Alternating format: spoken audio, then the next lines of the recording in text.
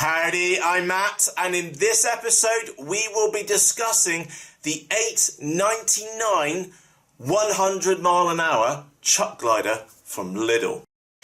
Now, those of you which don't know the story behind this is that recently I bought a £100 plus RC model. I'm sure many of you know about this. If you didn't, there's a link to that in the top right hand corner.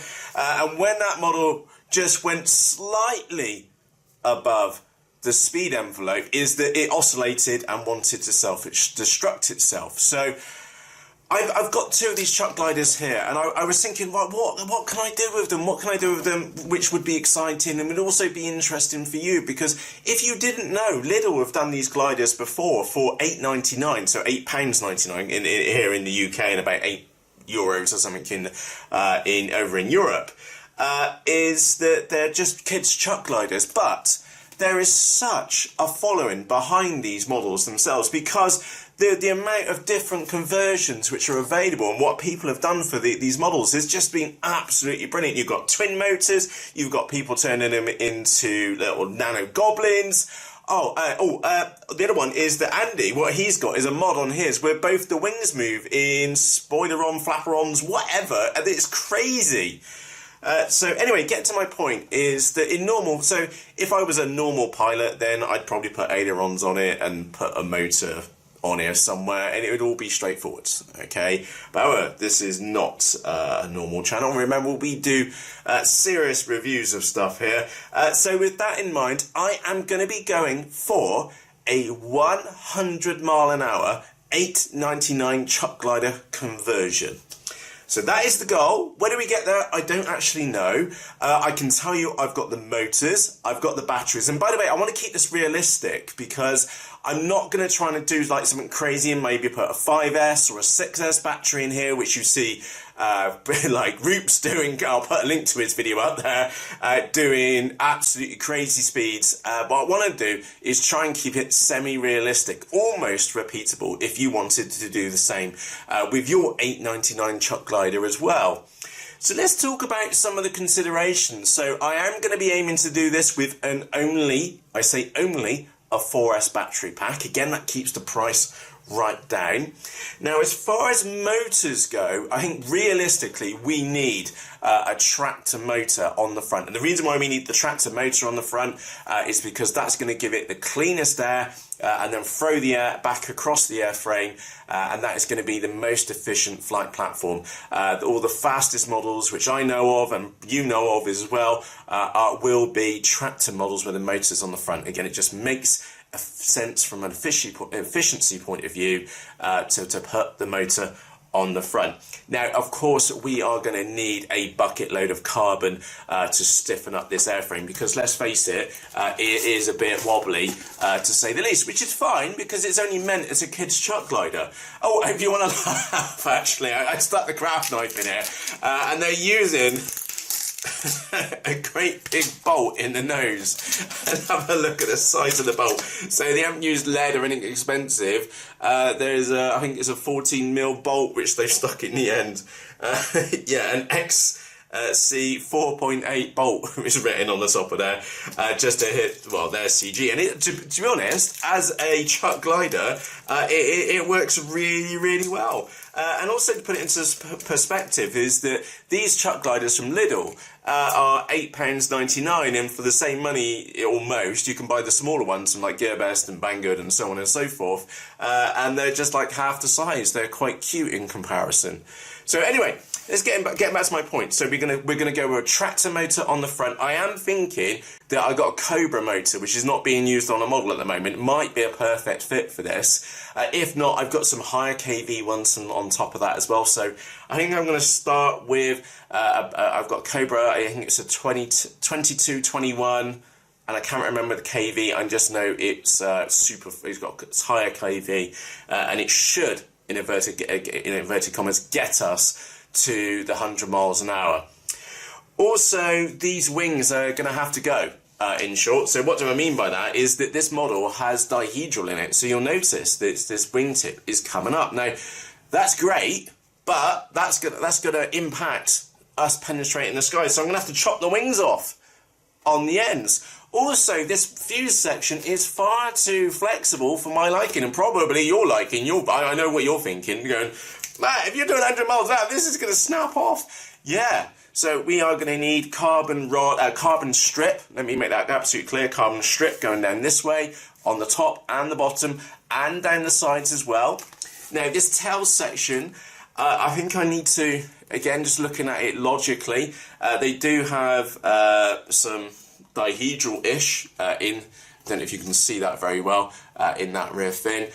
What I'm also going to do, I'm going to cut down this rear fin as well, make it smaller. Again, it's just like pushing through. Remember, think of air as a liquid. Air is, for all intents and purposes, fluid dynamics, because you are going through a fluid. It's just a very low resistance fluid.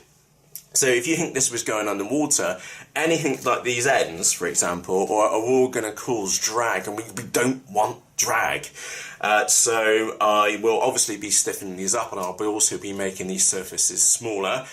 We also definitely need to do some work around the thickness of these wings. There's literally no tapering here at the back of the wing. That is a concern. We'll need to look into that, or use some balsa on here as well.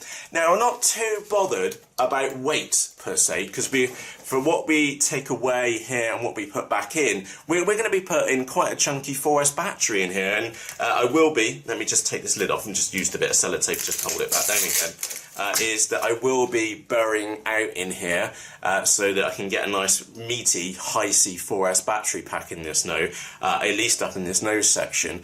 And of course, don't forget, we're going for 100 miles an hour. We need a really good ESC as well. So those ESCs tend to be much bigger. So a lot of this foam is going to go to the point we will definitely need to do some, reinforcement around this nose on the front section.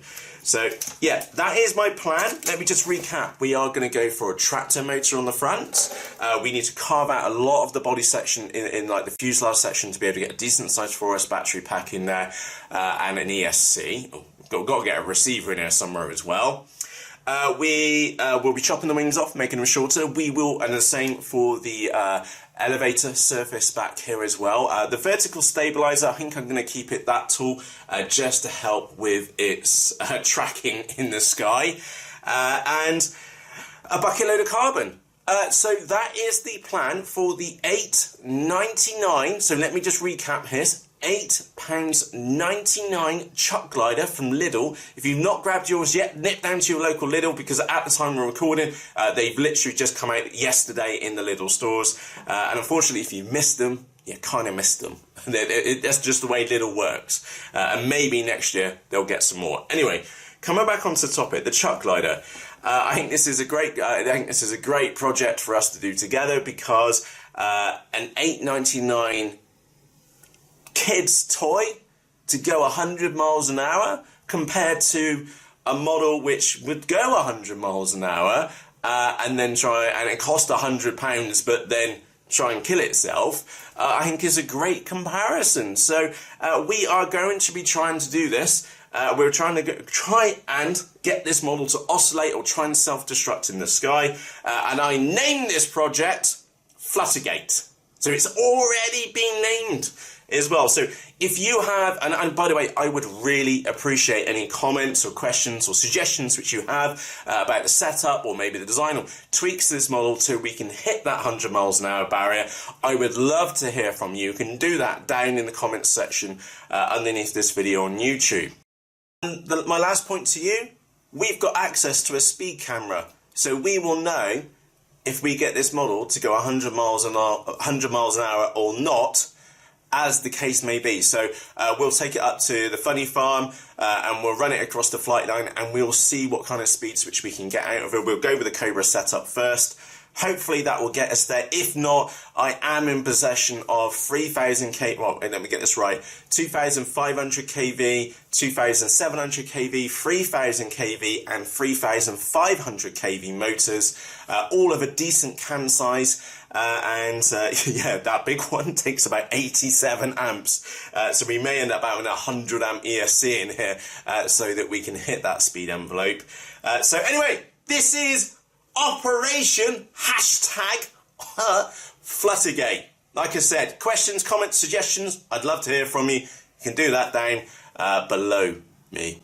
So with that said, from myself, Matt, thank you very much for taking the time to watch this episode. Really excited about this one now. And just give you a heads up, I did get 2. So big thumbs up to Andrew for getting them for me. And what we're going to be doing is that this one is going to be Operation Fluttergate, and this one, I'll probably, to be honest, I'll just probably do it just like a normal conversion on it. I'm just going to put some ailerons on it, stick an elevator on it, and then use it as a maybe a motor on the front. Oh, no, actually, I'm telling porcupines. I kind of already know what I'm doing with this one. I'm going to put 2 motors on each of the wings. On Thingiverse, if you look it up on Thingiverse, you can put, there's little motor mounts, and I'm going to have twin little motors on the wings, but on the green one. That's what I'm going to do with that. This one is red, so as we know, red is the fastest colour, proven fact. So yeah, exciting times. Project #Fluttergate. So from myself, Matt, cheerios!